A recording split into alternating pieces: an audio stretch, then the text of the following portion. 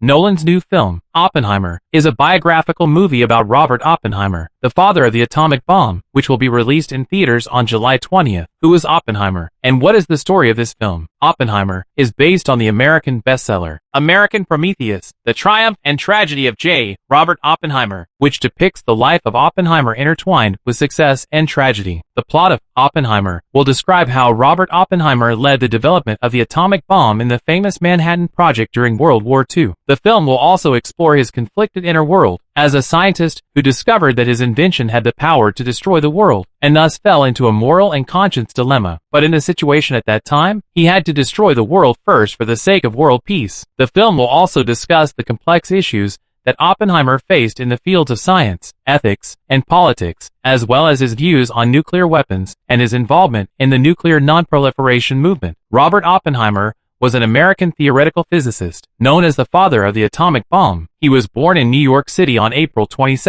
1904, and died on February 18, 1967. Oppenheimer made important contributions to theoretical physics, especially in quantum mechanics and nuclear physics. During World War II, Oppenheimer led the Manhattan Project, which aimed to develop atomic bombs to counter Nazi Germany. He served as the director of the Los Alamos Laboratory, where he led a team of scientists to conduct nuclear weapons research. In 1945, the Manhattan Project successfully carried out the Trinity test in Alamogordo, New Mexico, which tested the world's first atomic bomb. In this trailer, we can clearly hear the sound of the atomic bomb taking off and the countdown. This is probably the Trinity test in the movie. The film crew also went to the actual location of the Trinity test, braving the harsh weather to shoot. After the test, Oppenheimer had an inner conflict about the development and use of atomic bombs. There were two reasons for this. First, during the Manhattan Project, Nazi Germany had already surrendered, and America's only enemy was Japan. At that time, Oppenheimer and many scientists were doubtful about whether they should continue to develop atomic bombs. Second, Oppenheimer and most other scientists initially wanted to use the Trinity test to threaten Japan to surrender, but Japan refused to surrender, and since the atomic bombs had already been made, the U.S. government could not use them. So in the end, the U.S. dropped 2 atomic bombs on Japan. After Japan was bombed, Oppenheimer felt guilty, and said this in a TV broadcast in 1965.